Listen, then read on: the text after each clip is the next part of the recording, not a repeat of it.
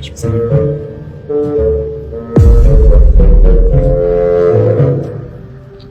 Sorry guys, मुझे नहीं पता था कि तुम लोगों में ऐसा कुछ रिचुअल होता है।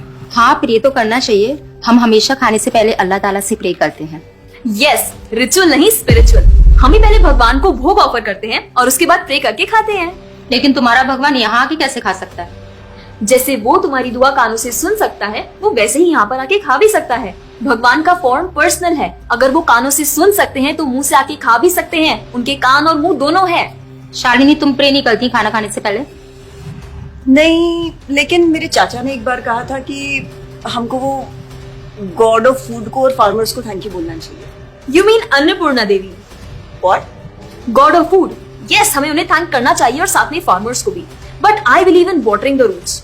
देखो, हम हमेशा क्रिएशन को तो अप्रिशिएट करते ही हैं, लेकिन हम क्रिएटर को ना अप्रिशिएट करना भूल जाते हैं। अभी सोचो, पानी ना हो, हवा ना हो, उपजाऊ मिट्टी या धरती माँ ना हो, तो फार्मर क्या कर लेगा? So I believe that we should be thanking the Creator, the Lord, who is providing us with all the basic necessities. Point. अब तुम किस किस को थैंक करेगा? वैसे भी तुम्हारे 33 करोड़ तो देवी देवता है। बताओ, किस किस को थैंक करेगा तुम? और शांति, तुम बताओ, तुम किस गॉड को मानता है? मैं ऐसे किसी गॉड को नहीं मानती, लेकिन I think Shiva is a big god. See, I am very sorry, but आपने अपने वो बड़े भगवान का स्टोरी तो सुना होगा ना, जहाँ वो अपनी मरी हुई वाइफ को शोल्डर पर लेकर पूरे इंडिया का चक्कर लगा रहा है। अब तुम मुझे बताओ, जो गॉड अपनी वाइफ के मरने पे ऐसे कॉमन मैन की तरह रोता है, वो गॉड हो सकता है क्या?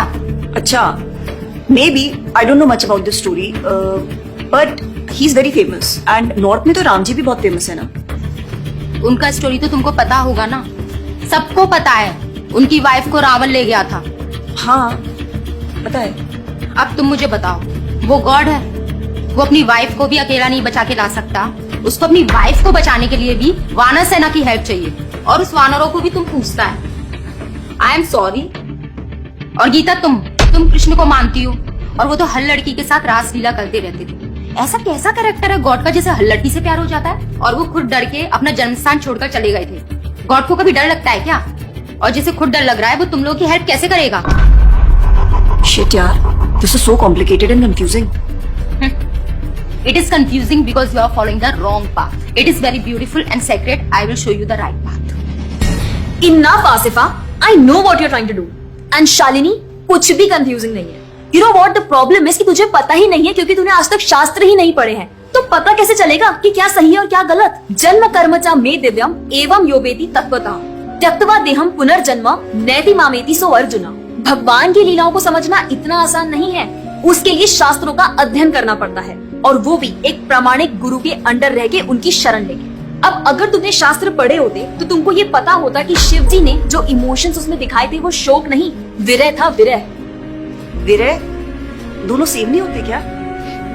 Let's start from the basics. शोक इज मटेरियल एंड विरह इज स्पिरिचुअल। शोक ना दुख की अनुभूति कराता है, whereas जो विरह है उसमें जो सेपरेशन की फीलिंग होती है ना, वो सुख का अनुभव कराती है।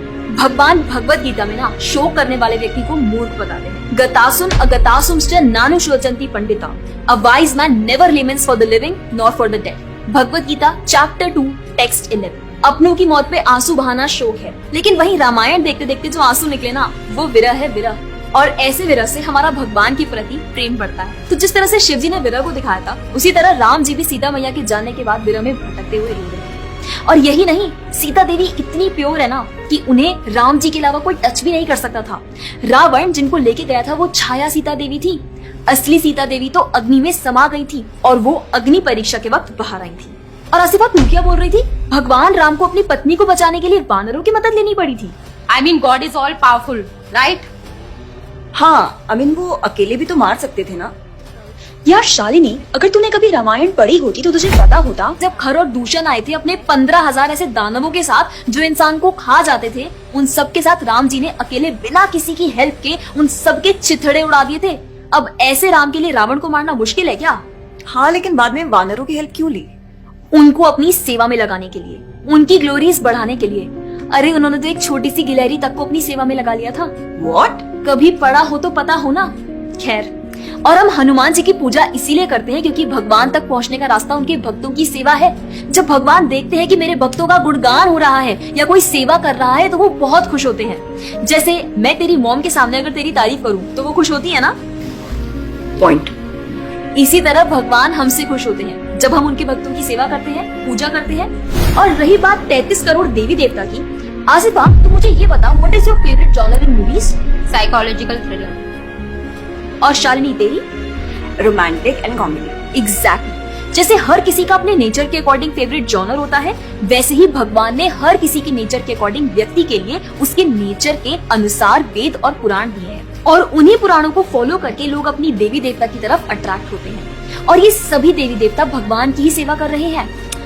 जैसे रोशनी के देवता सूर्यदेव, हवा के देवता वायुदेव, बारिश के देवता इंद्रदेव। जैसे एक सरकार चलाने के लिए इतनी सारी पोजीशंस होती हैं, वैसे ही इस पूरे ब्रह्मांड को चलाने के लिए अलग अलग देवी देवताओं की जरूरत पड़ती है। तो मतलब वो अपनी पोजीशन का मिसयूज करेंगे, किसी भी लड़की के साथ कुछ भी करेंगे, रास लीला करेंगे। Stop it Asifa, now you are crossing the line. तुझे पता ही क्या है कृष्ण के बारे में? जो लोग बोलते हैं कि कृष्ण करे तो रास लीला है, हम करे तो कैरेक्टर ढीला है, उनको बोलो पहले भागवतम पढ़ ले। ठीक रास लीला से पहले भगवान ने गोवर्धन उठाया था। उनको बोलो पहले जाके गोवर्धन पर्वत उठाए। पैदा होते ही पूतना को मारा था, बच्चे से एक मच्छर नहीं मारा जाता। When he was crawling, मुख में ब्रह्मांड दिखा दिया था। तू अपने मुंह में अपना ये हॉस्टल ही दिखा दे आसिफा। क्या तुम जानते हो द्वारका में भगवान श्री कृष्ण की 16,108 रानियां थी और सबके अलग अलग महल थे। और हर एक महल में श्री कृष्ण सबके साथ होते थे एक ही समय पर। रोज सारी रानियां कृष्ण से खुश थी और उन सब की जरूरतें कृष्णा पूरी करते थे। क्या किसी नॉर्मल से इंसान के लिए ये सब संभव है? आज के टाइम पे तो एक ही नहीं संभलती, लेकिन उस टाइम सारी रानियां एक दूसरे के साथ खुश थी और उन्हें खुश कृष्ण रखते थे। क्यों? क्योंकि वो भगवान है।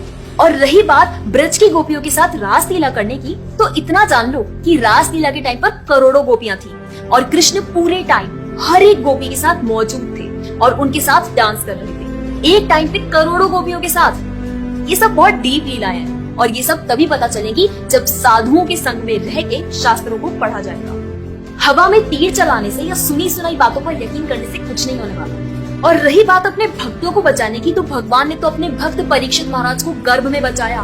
5 साल के प्रहलाद महाराज के लिए नरसिंह अवतार लेकर आए और उनको बचाया। यहाँ तक कि वो अपने गुरुदेव सांदीपनि मुनि के बेटे को मरने के बाद वापस लाए और उनको जिंदा किया। आई एम रियली इम्प्रेस्ड यार। हिंदू होते हुए भी मुझे फैक्ट्स पता ही नहीं थे। मेरे पेरेंट्स ने मुझे कभी इन सब चीजों के बारे में बताया ही नहीं। हाँ, पेरेंट्स की तो गलती है, लेकिन हम भी तो वही कर रहे हैं जो उन्होंने किया। We are not learning about our culture, not reading Ramayan, Mahabharat और भगवत गीता। आजकल तो ये सब कुछ रीड करना बहुत इजी भी है यार। Everything is available on our phones, and the problem is that we don't want to learn। और इसीलिए हमें कोई कुछ भी बोलता है और हम उसे मान लेते हैं और अपने बिलीफ को चेंज करने के लिए रेडी हो जाते हैं। एक्चुअली में पता है, किसी का हार्ट ट्रांसफॉर्म करना है तो प्यार से करो, ज्ञान से करो, पैसे और तलवार से नहीं। और अब बारी आपकी है। अगर आप भी चाहते हैं कि कोई एड़ा गेड़ा नत्थु गेड़ा अगर आपको कुछ भी ना बोल जाए, आपका बेवकूफ ना बनाए, तो जाइए और अपने कल्चर के बारे में जानिए, ग्रंथ पढ़िए और अपने बच्चों को भी पढ़ाइए। जाकर इस वीडियो को जितना हो सके उतना शेयर करिए ताकि कोई और लड़का या लड़की इस केरला स्टोरी का शिकार ना बने। और हाँ, इस वीडियो को लाइक करें और भक्ति टुडे चैनल को सब्सक्राइब करें।